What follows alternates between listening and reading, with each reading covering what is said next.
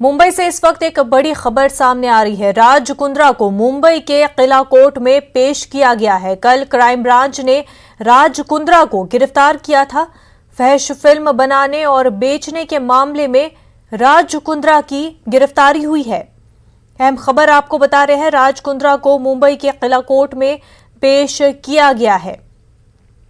फहश film बनाने और बेचने के मामले में राज कुंद्रा की गिरफ्तारी हुई है। मुंबई क्राइम ब्रांच का कहना है कि उनके पास राज कुंद्रा के खिलाफ सबूत है और उसी हवाले से ये गिरफ्तारी हुई है। और व्हाट्सएप चैट्स मिले हैं जिनसे ये पता चलता है कि राज कुंद्रा फहश फिल्म बनाने और बेचने के मामले में जुड़े हुए हैं और अब इसी मामले को लेकर के मुंबई के किला कोर्ट में राज कुंद्रा को पेश किया गया है।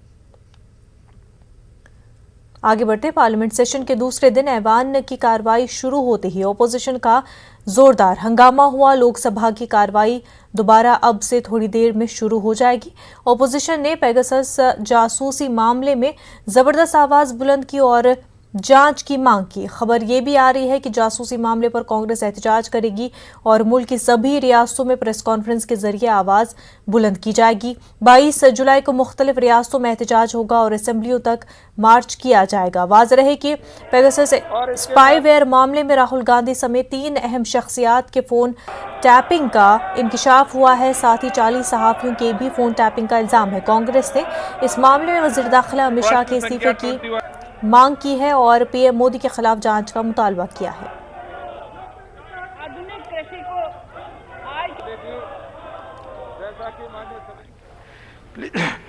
Please cooperate. अनुरोध है आपसे Shri Swapan Das Gupta ji to conclude your speech. Please allow me to resume the innings. I just wanted to point out that there are 3 features which I think are very important in handling the third wave, the likely third wave which we anticipate. The first is an approach of flexibility and open-mindedness. As I pointed out, there is no such thing as conclusive scientific evidence. These seem to be getting...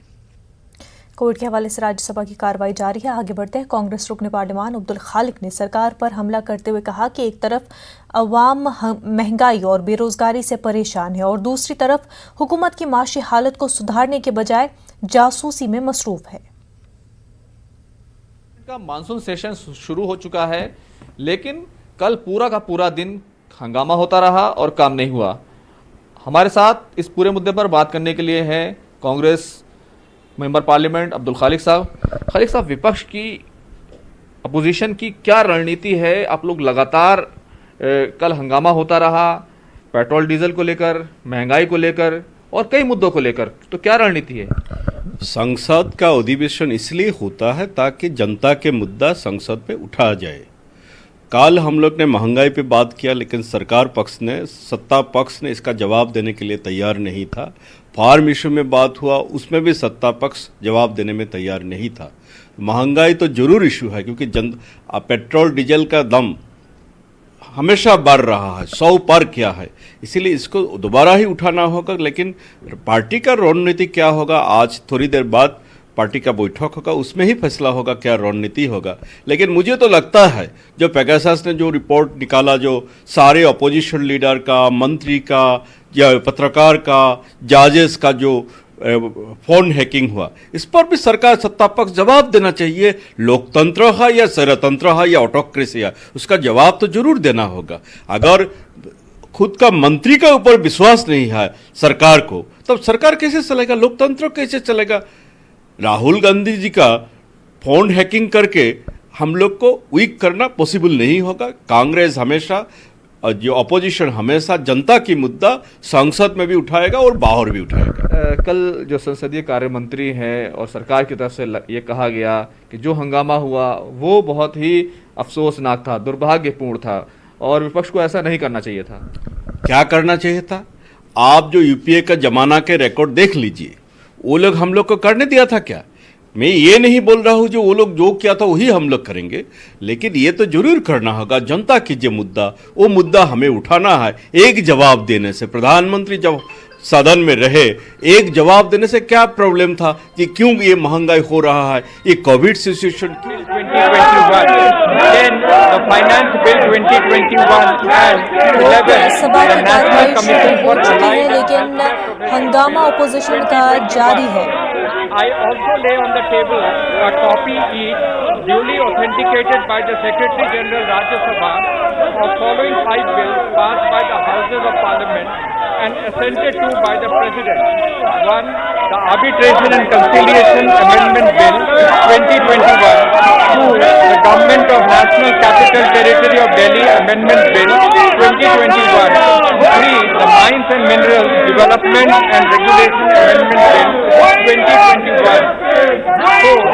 The National Bank for Financing Infrastructure and Development Bill 2021. And 5. The Constitution Scheduled Caste Order Amendment Bill 2021. प्रस्ताव number 206 Shri Arjun Ram Meghwal जी। धन्यवाद सभापति जी। आज की कार्यसूची के क्रम संख्या 2 पर श्री मनसुख भाई मांडविया जी के नाम के आगे अंकित दस्तावेज, क्रम संख्या 3 पर मेरे स्वयं के नाम के आगे अंकित दस्तावेज और क्रम संख्या 4 पर डॉक्टर संजीव कुमार बालियान जी के नाम के आगे अंकित दस्तावेज, क्रम संख्या 5 पर श्री नित्यानंद राय जी के नाम के आगे अंकित दस्तावेज, क्रम संख्या 6 पर श्री कैलाश चौधरी जी के नाम के आगे अंकित दस्तावेज जो संबंधित मंत्रालयों से संबंधित है, आपकी अनुमति से सदन के पटल पर रखता हूं। बहुत बहुत धन्यवाद। धन्यवाद। आगे बढ़ते मध्य प्रदेश में महकमे आला तालीम ने लंबे अरसे के बाद असातिज़ा की तकर्रुरी का ऐलान तो किया है, लेकिन हर बार की तरह इस बार उर्दू असातिज़ा की तकर्रुरी को फरामोश कर दिया गया है। महकमे आला तालीम की जानिब से जारी करदा इश्तिहार में मुख्तलिफ शोबों के 450 असातिज़ा की तकर्रुरी के लिए जो नोटिफिकेशन जारी किया गया है, उसमें रियासत के आला तालीम के इदारों में पढ़ाई जाने वाले सभी मज़ामीन को शामिल किया गया है, लेकिन उर्दू मजमून को शामिल नहीं किए जाने पर मुस्लिम तंजीमों ने अपनी सख्त बरहमी का इजहार किया है। मुस्लिम तंजीमों ने मध्य प्रदेश के वजीर बराए आला तालीम से तमाम मज़ामीन के साथ उर्दू असातिज़ा की तकर्रुरी का भी नोटिफिकेशन जारी करने का मुतालबा किया है। हमारे नुमाइंदे मेहताब आलम हमारे साथ बराह रास्त जुड़ चुके हैं। मेहताब आलम, एक बार फिर उर्दू असातिज़ा के साथ यहाँ पर नाइंसाफी होती हुई दिखाई दे रही है। यकीनी तौर पर मुनज़्ज़ा नाइंसाफी ही है कि जहाँ पर हुकूमत ने तमाम मज़ामीन की जो है पोस्ट जारी की है, वो नोटिफिकेशन किया है और एक दो नहीं बल्कि 450 असातिज़ा की जो है तकर्रुरी का नोटिफिकेशन जारी हुआ है, वहाँ पर उर्दू असातिज़ा कहीं दिखाई नहीं दे रहा। हमारे साथ यहाँ पर साफ़ी भी मौजूद होते हैं। मुशाहिद साहब, कैसे देखें सरकार का जो आदेश है ये कॉलेजों में टीचर्स की भर्ती के लिए है, तकरीबन 450 टीचरों के भर्ती का आदेश है, लेकिन इसमें अफसोस की बात यह है कि उर्दू टीचरों की नियुक्ति का कोई जिक्र नहीं है, जबकि देखा गया है कि भोपाल जैसे शहर में कई कॉलेज हैं लेकिन वहाँ भी कई सालों से उर्दू टीचरों की कमी है, तो कम से कम उर्दू टीचरों की नियुक्ति भी होना चाहिए। यकीनी तौर पर उर्दू टीचरों की तकर्रुरी होना चाहिए, लेकिन ये हैरत का वो मकाम है कि तमाम मज़ामीन है लेकिन उर्दू नहीं है। बिस्मिल्लाहिर्रहमानिर्रहीम। देखिए, जमीयत उलमा मध्य प्रदेश अरसे दराज से मुतालबा कर रही है कि सूबा मध्य प्रदेश में उर्दू असातिज़ा की भर्ती की जाए। कॉलेज हों, स्कूल प्राइमरी स्तर से लेकर जो है हायर एजुकेशन तक भर्ती की जाना चाहिए। दो तरफा वो हो रहा है फैसला कि एक तरफ तो उर्दू को तरजीह दी जा रही है। अभी नवीन स्कूल का जो लेटर आया उसमें तीनों लैंग्वेज को पढ़ाने का आदेश दिया गया है, जिसमें उर्दू ज़बान को भी शामिल किया गया है। दूसरी तरफ जो है हुकूमत मध्य प्रदेश की तरफ से ये जारी किया गया है कि कॉलेजों में 450 शिक्षक भर्ती किए गए हैं, पर उसमें उर्दू कहीं से कहीं तक नहीं है, उर्दू ज़बान के असातिज़ा नहीं है।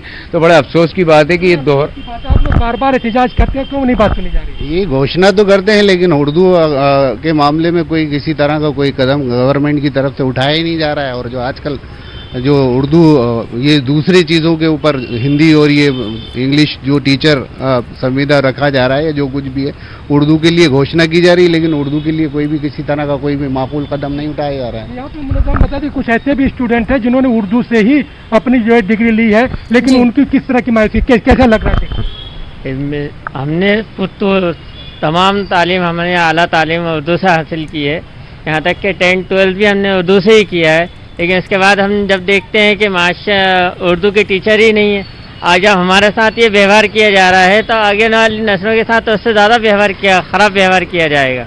आने वाली नस्लों पर सबक है। सवाल यह है कि जब असातिज़ा की तकर्री नहीं होगी फिर जो है बच्चे कैसे पढ़ेंगे। और फिर अगर मध्य प्रदेश की बात करें मुनज़्ज़ा, तो जब मध्य प्रदेश बना था उस वक्त 578 उर्दू मीडियम स्कूल थे, अब इनकी तादाद घटते घटते 128 हो गई है। ऐसे में उर्दू स्कूलों का वजूद कैसे बचेगा?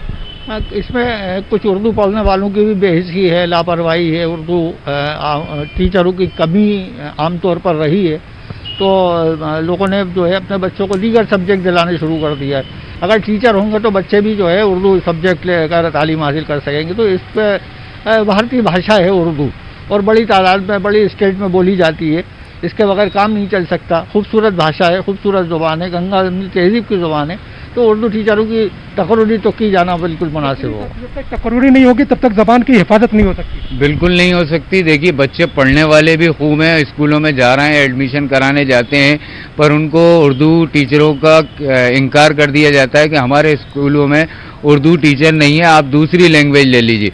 तो ऐसे में बच्चों को मजबूरी में कोई लैंग्वेज लेना पड़ती है, वरना वो तो पढ़ना ही उर्दू चाहते हैं। कई सरकारी स्कूल भोपाल शहर में हमने खुद मुआयना किया कि स्कूल में टीचर नहीं है, और अगर हैं भी तो वो प्राइमरी टीचर जो है हायर सेकेंडरी हाई स्कूल के बच्चों को उर्दू पढ़ा रहे हैं। तो ऐसे नौनिहाल बच्चों का भविष्य क्या होगा आप खुद सोच सकते हैं। हम देखते हैं कि हुकूमत को लेकर जिस तरह का नोटिफिकेशन जारी किया गया, लोगों में एक नाराजगी दिखाई दे रही है और लोग चाहते हैं कि उर्दू को लेकर हुकूमत को अपने नज़रिए में भी तब्दीली करना चाहिए। और फिर जिस तरह से 450 के असातिज़ा की तकर्री का नोटिफिकेशन जारी किया गया उसमें तमाम मज़ामीन शामिल किए गए हैं, तो उर्दू को भी उसमें शामिल किया जाए।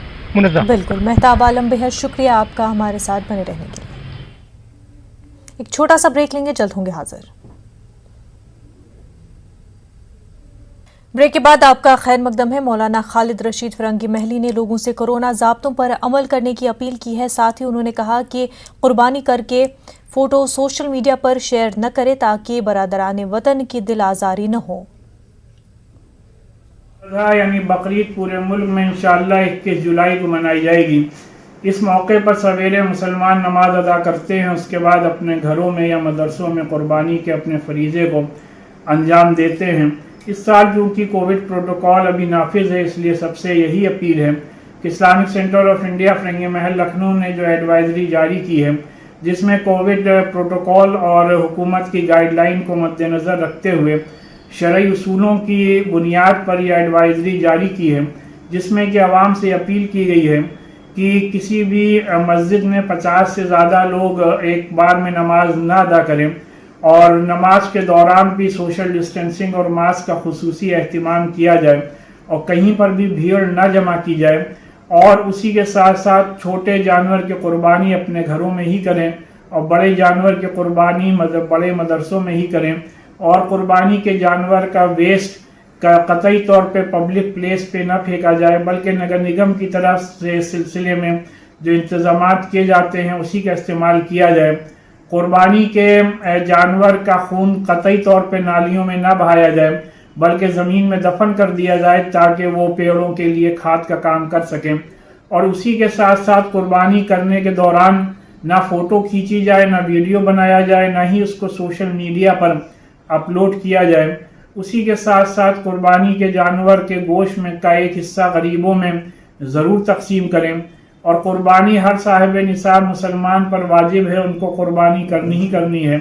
और जो लोग नफिल कुर्बानी करते हैं तो उनके लिए मशवरा है कि कोविड-19 के हालात को देखते हुए जो कि गुर्बत और बेरोज़गारी बहुत बढ़ी हुई है, लिहाजा नफिल कुर्बानी के बजाय उतने ही पैसा गरीबों में और गुरबा में तकसीम कर दें और नमाज के बाद अल्लाह से अपने मुल्क से कोविड-19 के खात्मे और मुल्क की तामीर और तरक्की के लिए खुसूसी दुआएं ज़रूर करें।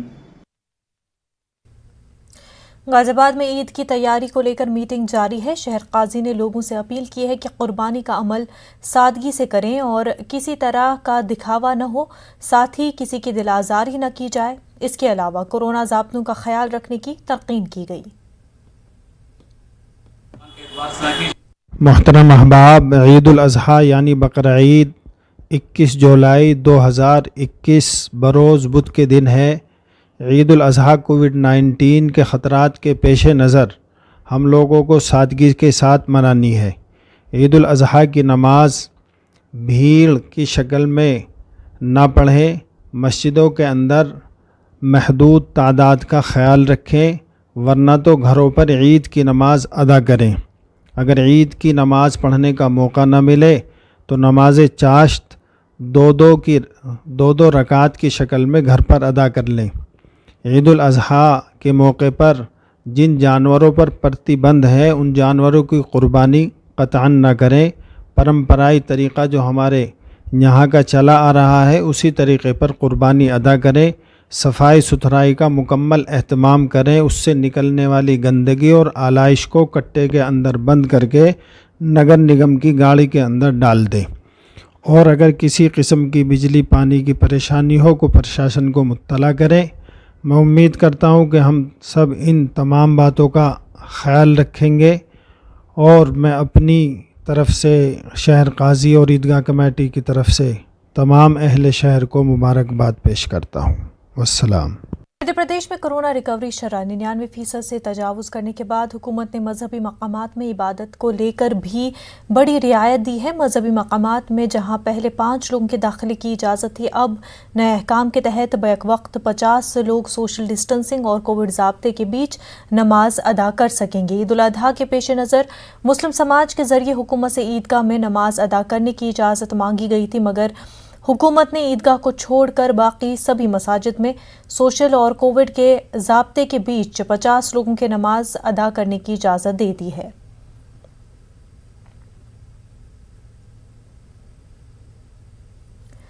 कुर्बानी एक अजीम इबादत है। मुसलमान जानवरों की कुर्बानी अदा करने से कब्ल कुर्बानी के फ़लसफ़े को समझें।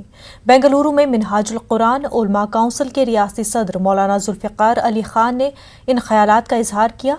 मौलाना ने कहा कि कुर्बानी का फ़लसफ़ा अल्लाह पाक से इश्क़ व मोहब्बत का इजहार और इंसान की इस्लाह है। हज़रत इब्राहीम अलैहिस्सलाम को सबसे ज़्यादा महबूब अपना बेटा था इस्माईल अलैहिस्सलाम। उसकी हिकमत क्या है कि अल्लाह की बारगाह में महबूब तरीन चीज़ को क़ुरबान करने का जज्बा तुम्हारे लिए यहाँ से पैदा होगा। और एक बात समझ लें कि जानवर को ज़बह किया जाता है, अगर वो कुछ रह जाता तो बड़ी मुश्किल हो जाती, कोई भी अपनी औलाद को ज़बह नहीं करता। इसका जो अजीम फ़लसफ़ा और अजीम हिकमत मेरी नज़र में है वो ये है कि इंसान के अंदर एक नफ्स है जिसको नफ्स अम्मारा कहा जाता है।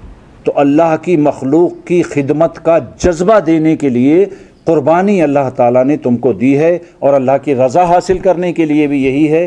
फ़लसफ़ा कुर्बानी का यही है कि आप जिस तरह से जानवर को ज़बह करते हैं उसी तरह से आप अपने नफ्स अम्मारा को भी ज़िक्र इलाही से और नेकियों से ज़बह करें।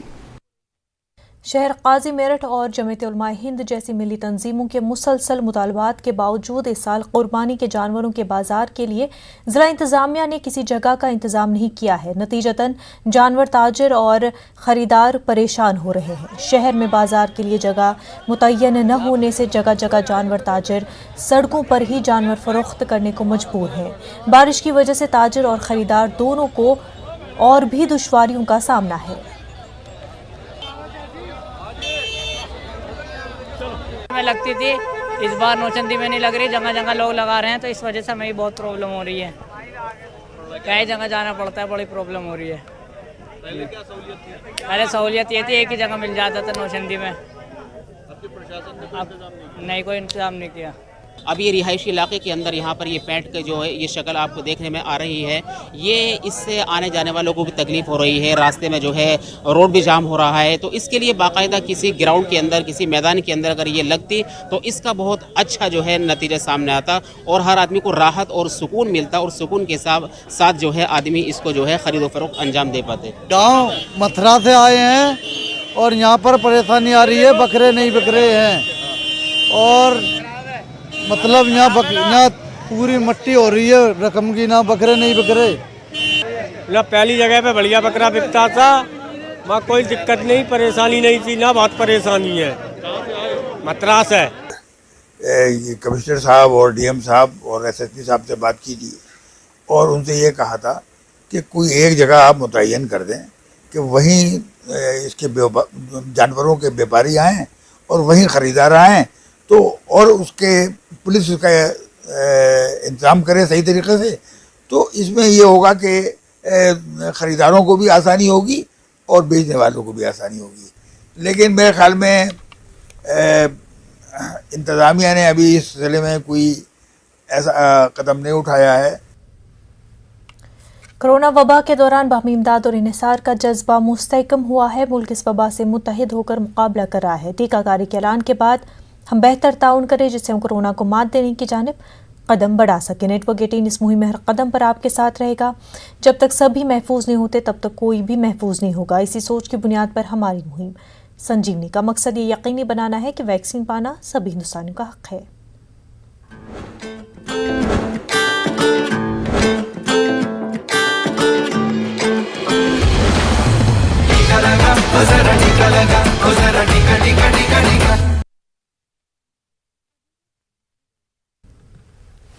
$66.9 crore